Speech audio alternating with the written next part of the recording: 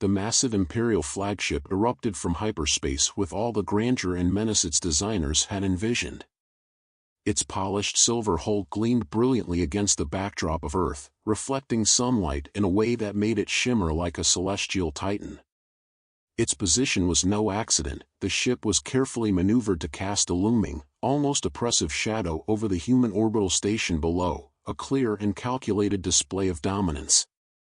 Ambassador Gray stood tall at the bridge, his imposing frame draped in ceremonial robes that had been tailored to perfection. Every pleat was sharp, every fold meticulous, radiating authority. He scrutinized his reflection in the viewport, adjusting his expression until it was the epitome of calculated intimidation. This was the moment he had trained for. The humans would learn their place today. Behind him, his assistant, Robert, shifted nervously. "My lord," he whispered, careful not to disturb Gray's poise, "the humans are hailing us." Gray straightened his already perfectly straight posture, clasping his hands behind his back. His voice was smooth but commanding. "Excellent. Put them through on the main screen. And remember, maximum intimidation." The screen flickered to life, and Gray took a deep breath, preparing to unleash his carefully rehearsed, awe-inspiring opening line. But before he could utter a word, the image of a grinning human appeared, a man clad in what could only be described as a garishly vibrant Hawaiian shirt. The contrast between the ambassador's formality and the human's casual demeanor was almost offensive. "Hey there!" The man's voice was disarmingly warm, utterly devoid of the expected fear or reverence. "Tom Smith, Earth's ambassador. Love what you've done with the ship. Real shiny. You guys must spend a fortune on polish." Gray blinked. Tom continued, undeterred by the Imperial ambassador's stunned silence. "We've got the coffee ready on the station. You do drink coffee, right? If not, no worries, got hot chocolate, too. Everyone likes hot chocolate." Gray's mouth opened slightly, then shut.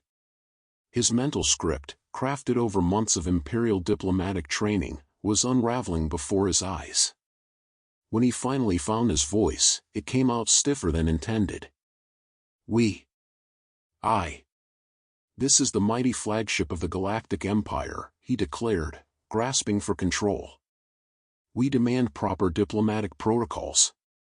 Tom's face lit up in mock seriousness. "Oh, protocols, right. Right, of course." He cleared his throat dramatically. "As per Section 3, Paragraph 2 of Earth's official First Contact Guidelines, be cool, be kind, offer snacks." He gestured towards someone off-screen. "So, snacks preference? We've got those little sandwiches with the crusts cut off. Very fancy." On the Imperial bridge, officers exchanged puzzled glances.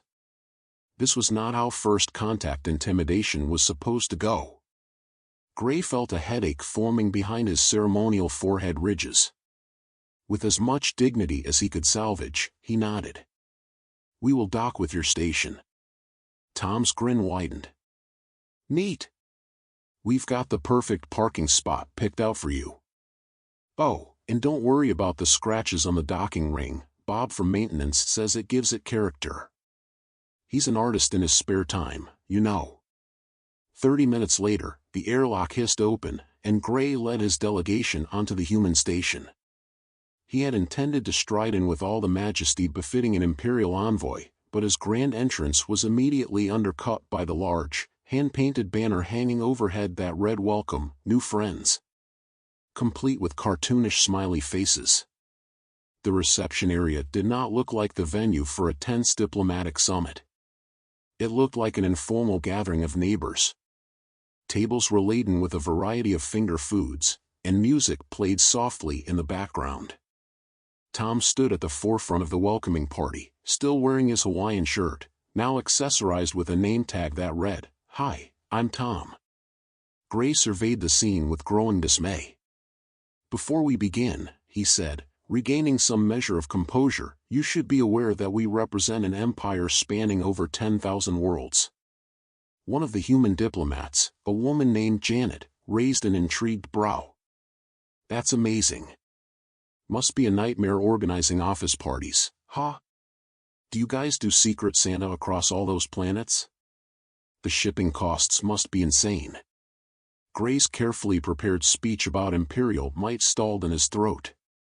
Meanwhile, his delegation, traitors that they were visibly suppressing smiles. Tom clapped his hands together. Alrighty. Before we start the official talks, we figured we'd kick things off with something fun. We've put together a PowerPoint presentation about Earth. Don't worry, Janet promised to keep the cat memes to a minimum. Gray frowned. Cat memes? Tom nodded solemnly. Yeah, but between you and me, I still think the one with the grumpy cat and Imperial robes would have been perfect. Gray sat down at the conference table, his authority slipping further by the second. A young human diplomat handed him a cookie shaped like a spaceship. To his horror, it was quite good. This was going to be a very long diplomatic mission. Later. 3 cups of surprisingly good coffee later, Gray felt his confidence returning. Now was the time to remind these aggravatingly cheerful humans of the Empire's might. With a dramatic flourish, he gestured to his assistant. Behold, he declared, the power of the Imperial fleet. Nothing happened. Gray cleared his throat. Behold, the power of the... His assistant frantically tapped at the holographic controls. Ah, sir, it seems their system isn't compatible with our technology. Tom raised a hand like a student in class. Is it a Mac versus PC thing? We have that issue all the time. Janet, grab the adapter from IT. Gray bristled. This is advanced Imperial technology. It does not require primitive. Wait, another diplomat, Mike, interjected. I've got PowerPoint on my laptop. We can just transfer the files. You guys use USB, right? Or are you more of a Bluetooth civilization? Before Gray could protest, his assistant was already nodding eagerly. We can try that. I've always wanted to see how PowerPoint works.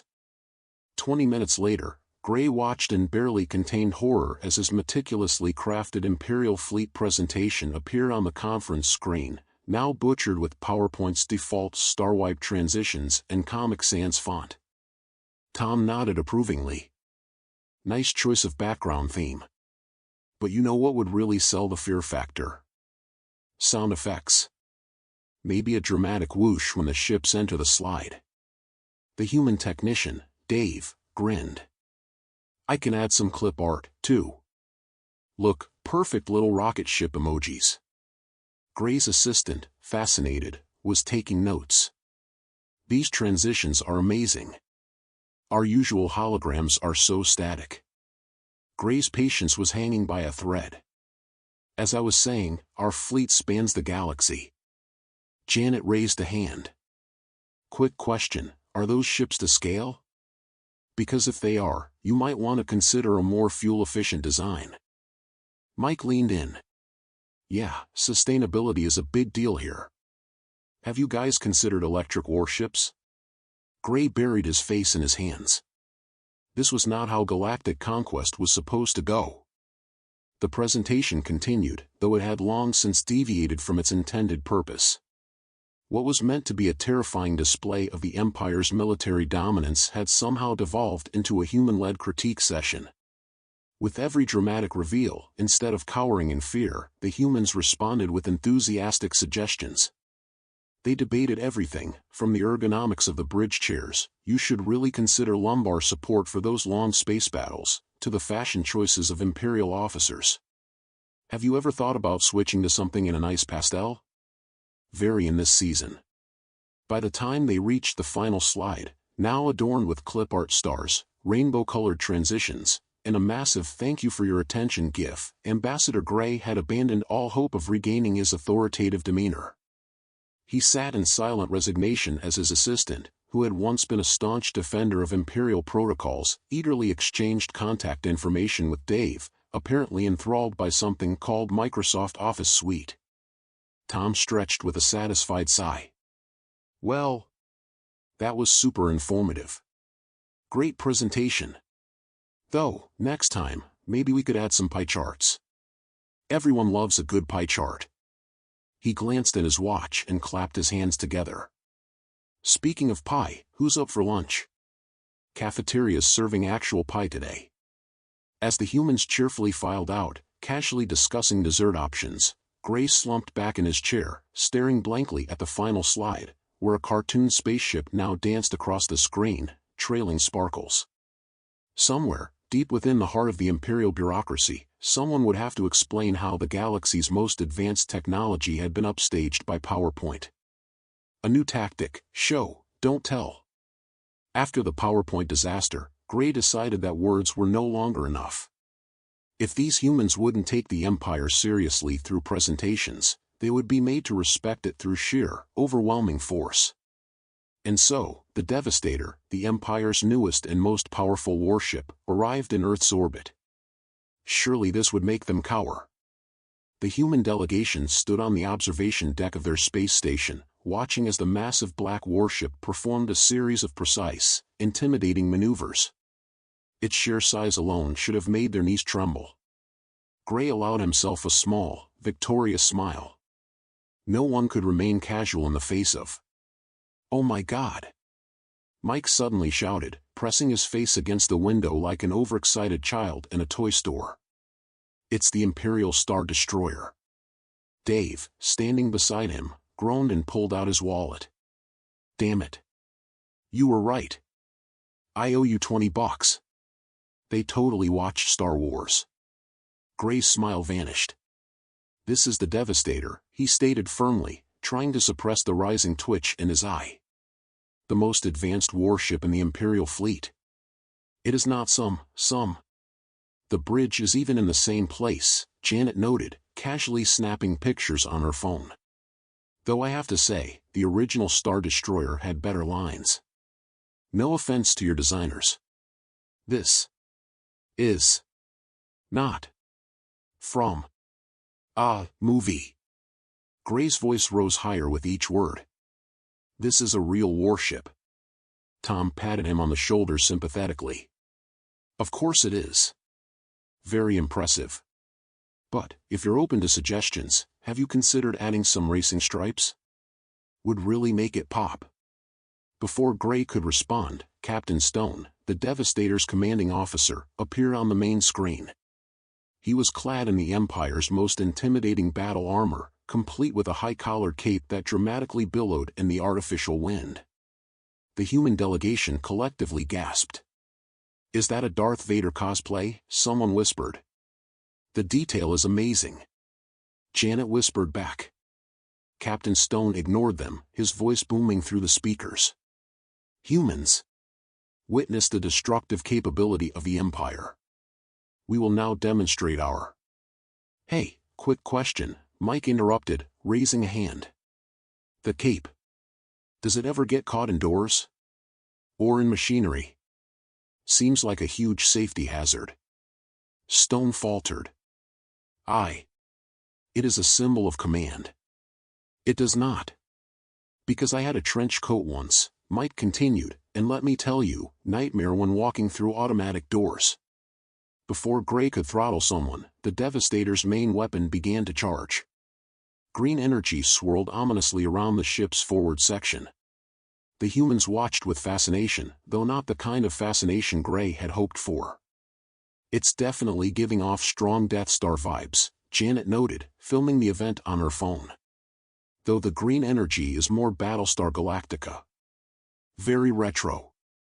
The charging sequence is taking a while," Tom mused. "Ever thought about solar power? Much more efficient. Better for the environment." When the weapon finally fired, obliterating a small, uninhabited moon in a spectacular display of raw destructive power, the humans burst into applause. "Great effects." Mike cheered. "Though, maybe next time, add some different colors? Maybe purple? Or a rainbow pattern. This is not a special effect." Gray snapped. We just destroyed a moon. Oh, we know, Tom said, nodding. Super cool. But you might want to be careful with space debris. We've got a lot of satellites up there. Space junk's a real problem these days. Captain Stone's face turned purple with rage. You dare to critique the Empire's most powerful weapon? Not critiquing, Janet said diplomatically. Just offering feedback. Maybe set up a suggestion box. We find those really helpful here on Earth. The military demonstration continued, but it never recovered. Every maneuver was met with comparisons to science fiction movies.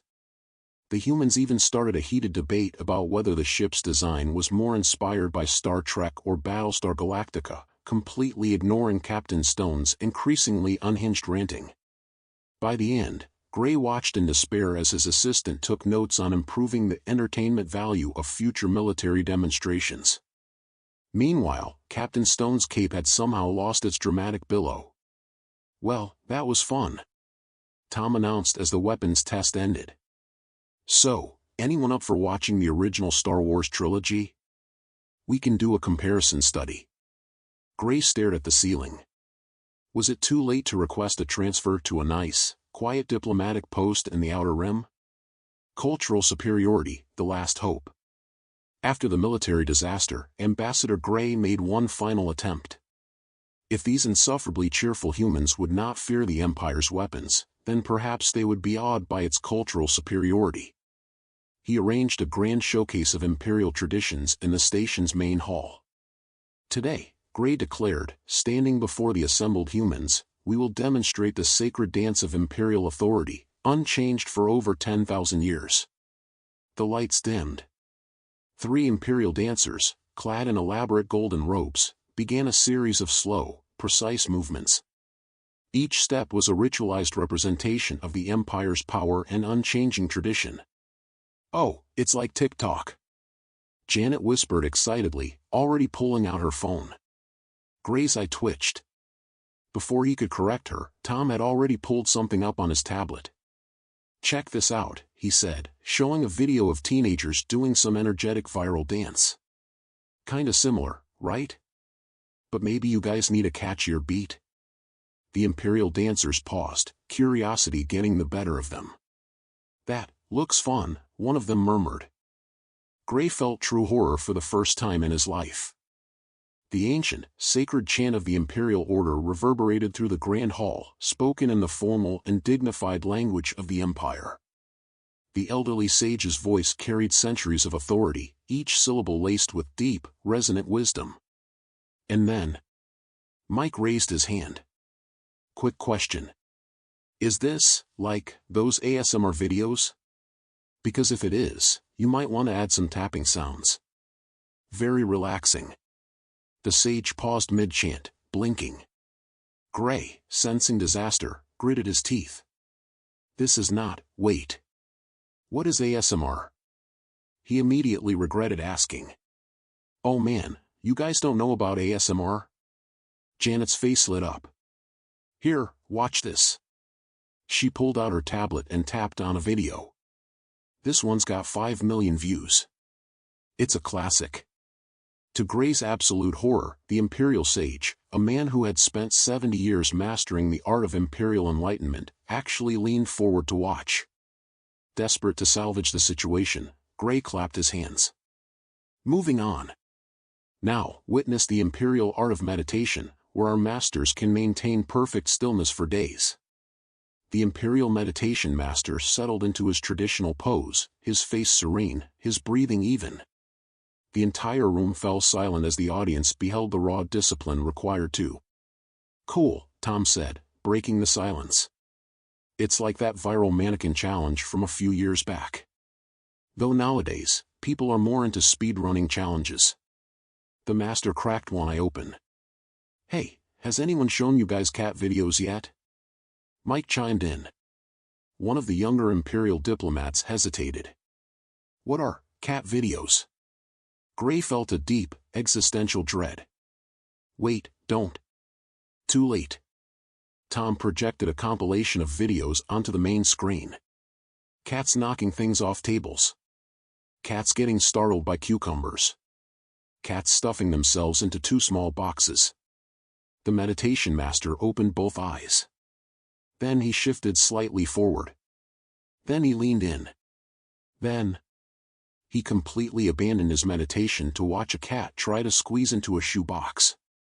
Even worse, he was smiling. And this, Mike added, pulling up another video, is my favorite part of our culture. Memes. The next hour was lost to an intensive lesson on memes. Gray watched in mounting despair as centuries of imperial dignity crumbled before the almighty force of Doge, Grumpy Cat, and Keyboard Cat. The final straw came when one of the imperial dancers, an esteemed performer trained in traditional movements unchanged for millennia, hesitantly asked, "Can we try that TikTok thing?" Within minutes, half the imperial cultural delegation was attempting to learn a dance called the Renegade. Don't forget to use the right hashtags when you post it. Janet called helpfully as imperial dignitaries in ceremonial robes clumsily attempted to follow along. Gray collapsed into a chair, rubbing his temples. The elderly sage was now teaching a group of humans how to combine imperial chanting with something called beats. The meditation master had abandoned his discipline entirely, glued to a compilation of fails of the year. Gray felt a hand on his shoulder. "Cheer up," Tom said. "At least they're having fun." Gray exhaled. "This is a disaster." Tom grinned. "Hey, want to see a video of a baby panda sneezing?" Gray sighed and held out his hand for the tablet. If his empire was going to crumble, at least he could watch a cute panda while it happened. The ultimate threat, cutting off Earth's economy. Or how the Galactic Empire lost to a food truck festival. After the cultural disaster, Ambassador Gray decided it was time for true war. If the humans wouldn't bow before the Empire's military might, and if they refused to respect its traditions, then the Empire would hit them where it truly hurt. Their economy. Gray called an emergency meeting in the station's conference room, ready to deliver his ultimate, devastating declaration. Earth will be cut off from all galactic trade routes. Gray announced triumphantly. No alien goods will reach your planet. The humans exchanged glances. Tom raised a hand. "Wait, does this mean we can't share our food with other planets?" "Excuse me?" "Because," Tom continued, grinning, "we just finished setting up a food truck festival." Gray blinked. "A food truck festival?" "Oh yeah," Janet said, pulling up pictures on the main screen. "Since you guys are here, we figured, why not showcase Earth cuisine?" The Imperial Economic Advisor leaned forward, adjusting his spectacles. "What, is that golden, circular object?" "That's a pizza," Mike explained. The Economic Advisor narrowed his eyes. "Explain." "Italian invention. Bread, tomato sauce, cheese, and whatever toppings you like." "Whatever, toppings? Want to try some?" Before Gray could stop him, the Imperial Economic Advisor was already nodding. Perhaps for research purposes. 1 hour later, the conference room had turned into an impromptu taste testing session. Gray watched in mounting horror as his staff completely abandoned their dignified demeanor. The Imperial Economic Advisor was on his third slice of pizza. The Imperial Security Chief, who was supposed to be intimidating, took one bite of ice cream and his eyes went wide. This is remarkable. How do you keep it cold and soft at the same time?" "Trade secret," Tom winked. "Though, we might be willing to share the recipe, if we had some trade agreements in place." Gray slammed his hands on the table. "This changes nothing. The Empire still controls all major trade routes." "That's fine," Janet said, offering him something called a taco. "We just thought it'd be nice to share. Oh, by the way, 3 other alien civilizations have already contacted us about importing French fries." "They what?" Tom nodded, checking his tablet. "Oh yeah, and the Outer Rim systems are particularly interested in hamburgers." The Imperial Economic Advisor cleared his throat, wiping pizza sauce off his tie. "Sir, perhaps we should reconsider our position." "For economic reasons, of course." Nothing to do with this pepperoni substance. Gray watched in horror as his economic blockade crumbled before a plate of nachos. By the end of the day, 3 trade agreements had been unofficially discussed over pasta. 2 planetary systems had requested pizza distribution rights. The Imperial Economic Advisor was secretly trying to install a pizza oven in his office. "Oh, and we haven't even shown you desserts yet," Mike said. "Anyone want to try cheesecake?" The stampede of Imperial officials nearly knocked over the conference table. "Well," Tom said, watching Gray's mighty diplomatic corps debate the merits of different ice cream flavors. "I guess food really does bring people together." He offered Gray a nacho. Gray stared at it. Then at his economic advisor, who was learning how to twirl spaghetti. "I suppose," Gray sighed, taking the nacho, "a small sample wouldn't hurt."